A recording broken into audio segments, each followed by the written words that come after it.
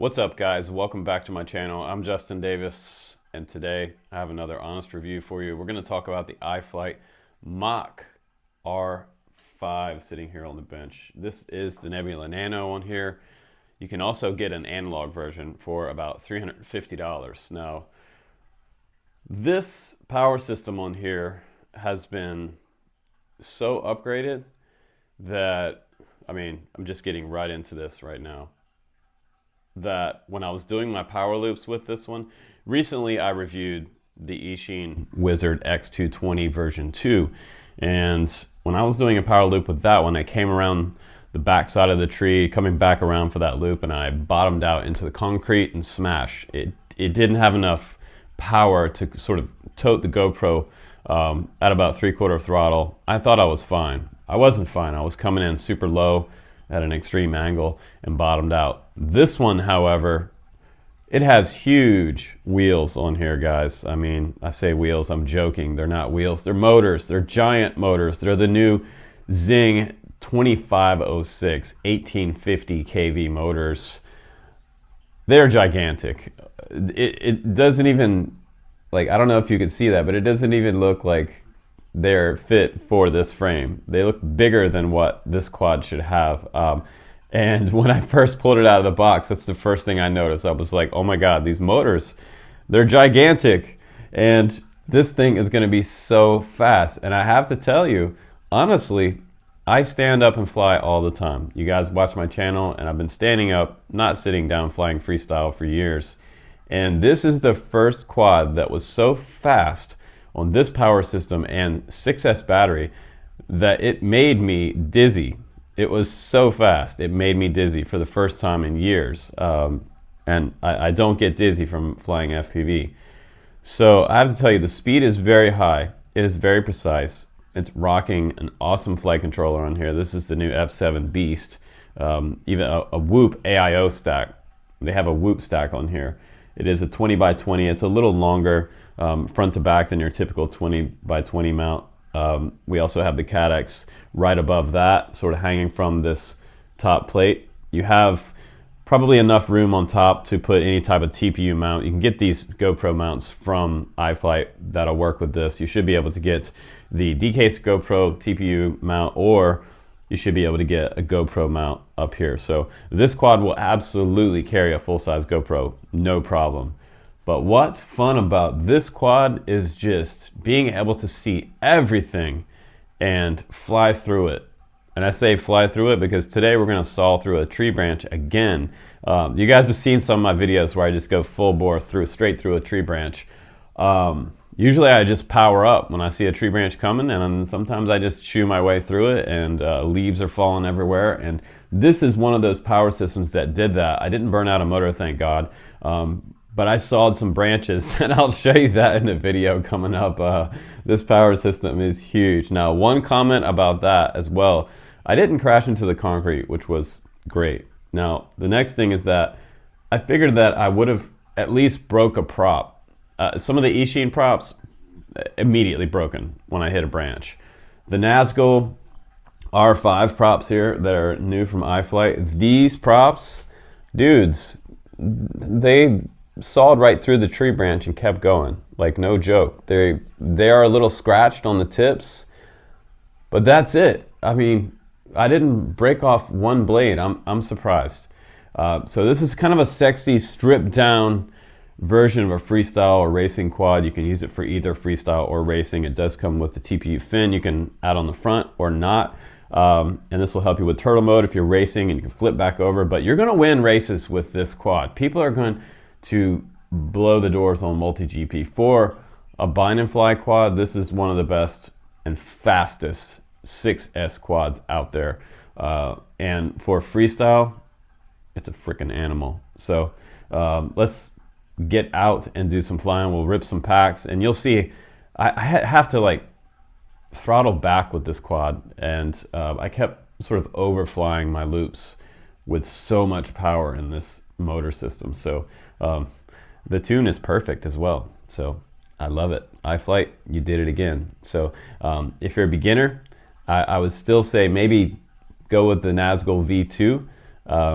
if you're looking for your never have to buy another Freestyle quad again ever quad, get the R5. This thing, the Mach R5, is just a freaking beast. So let's go ahead and do a little bit of ripping, and we'll do some kind of a mild flying as well out up high, so you can see what the tune looks like from the nebula here. So here we go. Let's do some flying.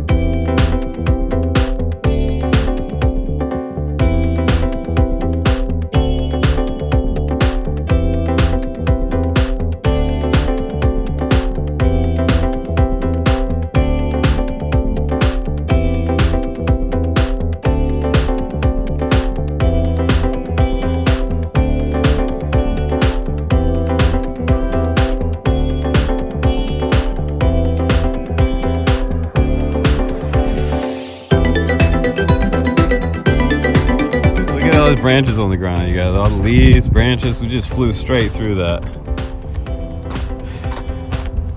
That's what you call send it. It's like a weed whacker. Holy shit, look at all that stuff. Nice.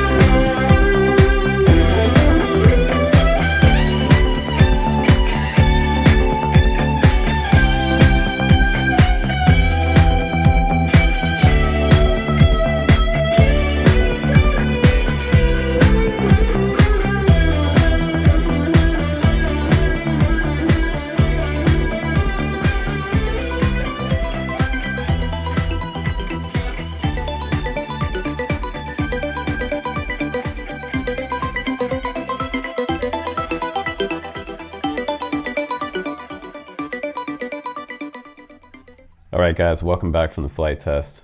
What did you think about that rippity dippity through the saw through the tree branch? You know, that tree branch just kind of came out from the left out of nowhere and just like tagged me. It happens, you know, it happens sometimes. So I'm just going to get you a dry weight real quick on the scale. And let's see what she weighs on the scale. 336.3 grams. Not bad, iFlight. Not bad. For what this looks like, I mean, it looks like a big, heavy quad. It does. But the magic here is that they've stripped everything down a lot. So this frame, 3mm top plate. We have 3mm plates here for the sandwich, and then we have 5mm beastie 5mm arms here. 2506 1850 kV motors, and they have blue anodized aluminum tops on them, which look really good here. Maybe it's too close. Nice coils inside. The stator looks good. It's sort of a rounded bell here. Standard size nut on the top, the motor post, which I like a lot, and that sexy R5 prop. Kind of a little thicker cord here than what I've seen on the standard Nazguls. They look a little thinner, and I've been flying the standard Nazguls for over a year now, I guess. And then a really thin taper out on the end here.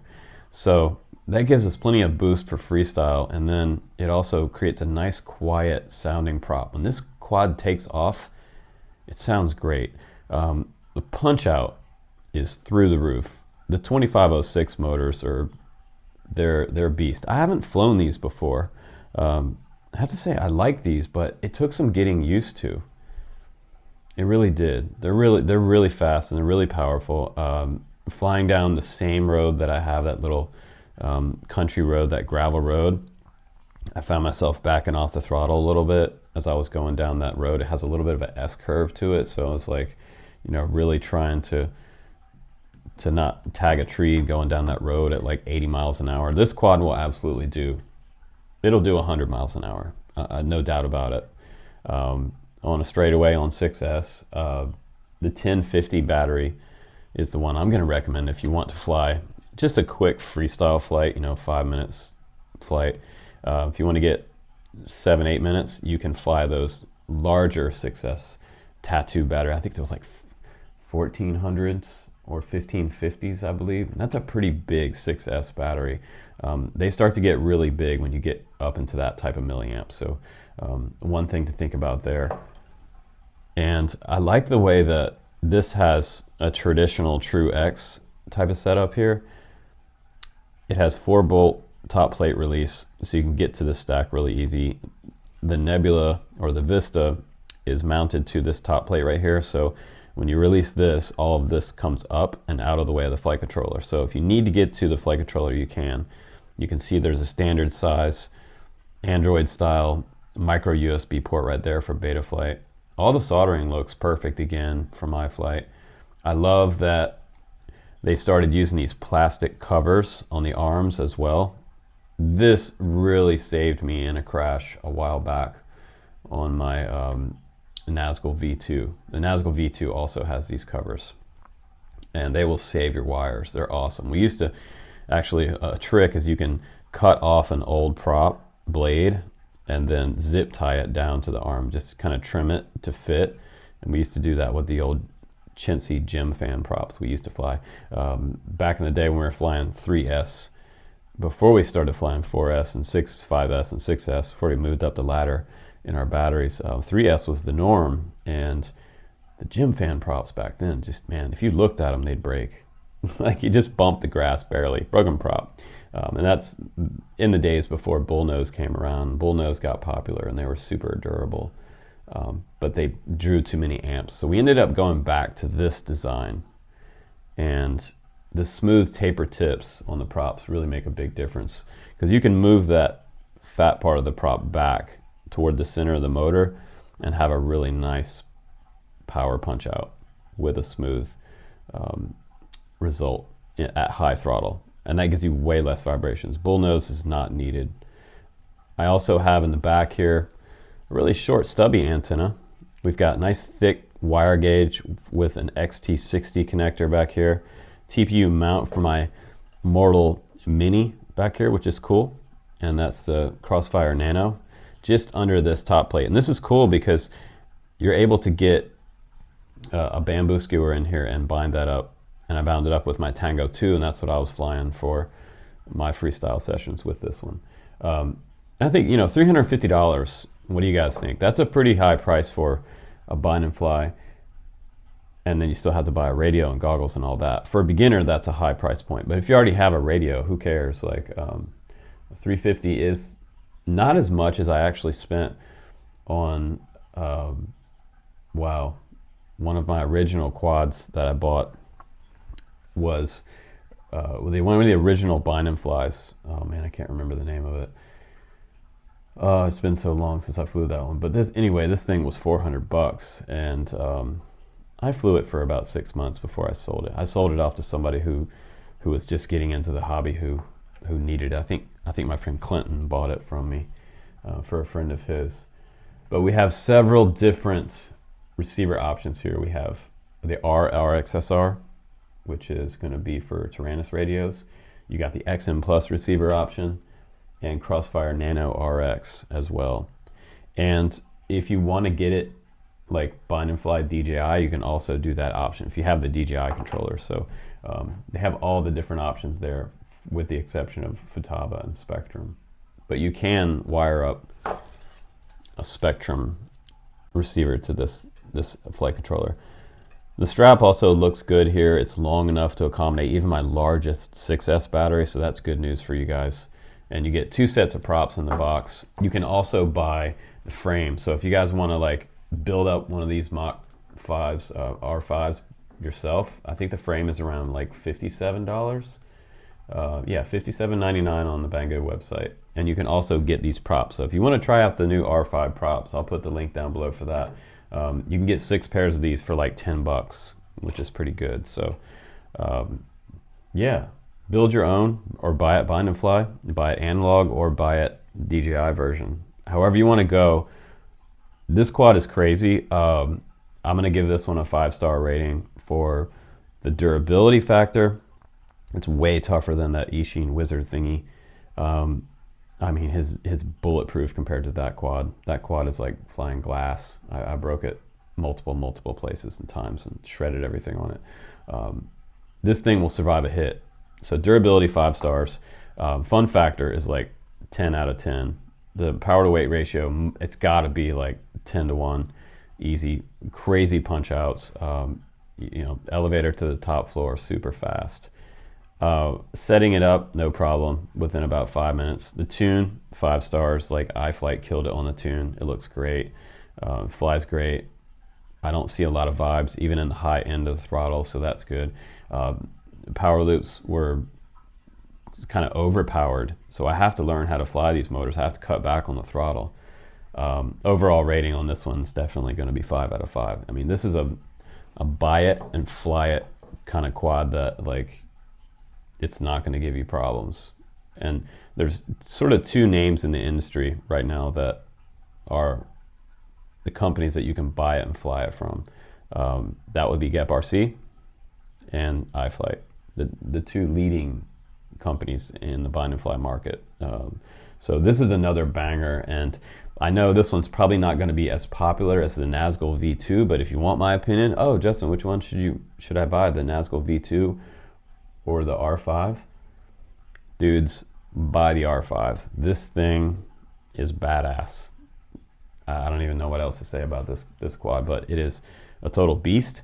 And if you are someone who wants to fly freestyle and do flippy dippy tricks at high speed or slow speed, ultra smooth, this quad will do it all, racing or freestyle. So you can check out the links down below, guys, and I appreciate you hanging out on the channel again. Please do subscribe and get in on that drawing coming up. I'm giving away a Novice 4 to 1 lucky winner on my channel. Make a comment on this video as well to get yourself entered, and you'll be good to go for that drawing. So again, guys, take care and have fun out there, and hopefully you enjoyed looking at the new today, the iFlight Nazgul R5. 5-inch race quad or freestyle. Just a total joy to fly. I love it. So guys, take care, and I'll see you on the next one. Bye-bye.